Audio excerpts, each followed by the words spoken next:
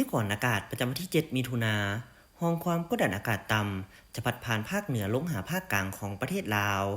สมทบกับลมตะวันตกเฉียงใต้พัดปกคลุมซึ่งเฮ็ดให้มีฝนตกฟ้าห้องฟ้าเหลื่อมในระดับคอยหาปานกลางและตกหนักเพราะมีลมพัดแรงอยู่บางท้องถิ่นในแต่ละภาคเหนือด้านตะวันออกจะมีฝนตกฟ้าห้องฟ้าเหลื่อมในระดับคอยหาปานกลางและตกหนักอยู่บางท้องถิ่น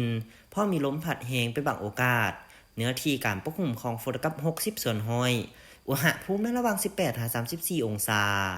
ภาคเหนือด้านตะวันตกอากาศร้อนจะมีฝนตกฟ้าห้องฟ้าเหลื่อมในระดับคอยหาปานกลางและตกหนักอยู่บางท้องถิ่นเพราะมีลมพัดแรงเป็นบางโอกาสเนื้อที่การปกคลุมของฝนกับ60 ส่วนห้อยอุณหภูมิในระหว่าง 22-37 องศา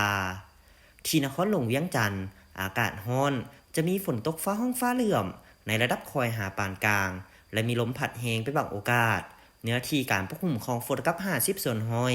อุณหภูมิในระหว่าง 26-33 องศาภาคกลางอากาศร้อนจะมีฝนตกฟ้าห้องฟ้าเหลื่อมในระดับคอยหาปานกลางและตกหนักอยู่บางท้องถิ่นเพราะมีลมพัดแรงเป็นบางโอกาสเนื้อที่การปกคลุมของฝนกับ60 ส่วนห้อยอุณหภูมิในระหว่าง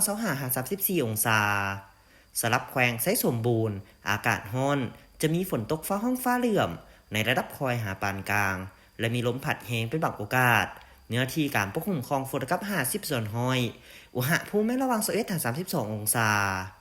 ภาคใต้อากาศร้อนจะมีฝนตกฟ้าห้องฟ้าเหลื่อมในระดับคอยหาปานกลางอยู่บางท้องถิ่นเพราะมีลมพัดแรงเป็นบางโอกาสเนื้อที่การปกคลุมของฝนกับ50 ส่วนห้อยอุณหภูมิในระหว่าง 24-35 องศาสำหรับเขตผู้เพียงบ่อละเวนอากาศเย็นจะมีฝนตกฟ้าห้องฟ้าเหลื่อมในระดับคอยหาปานกลางเพราะมีลมพัดแรงเป็นบางโอกาสเนื้อที่การปกคลุมของฝนกับ50 ส่วนห้อยอุณหภูมิในระหว่าง 15-27 องศา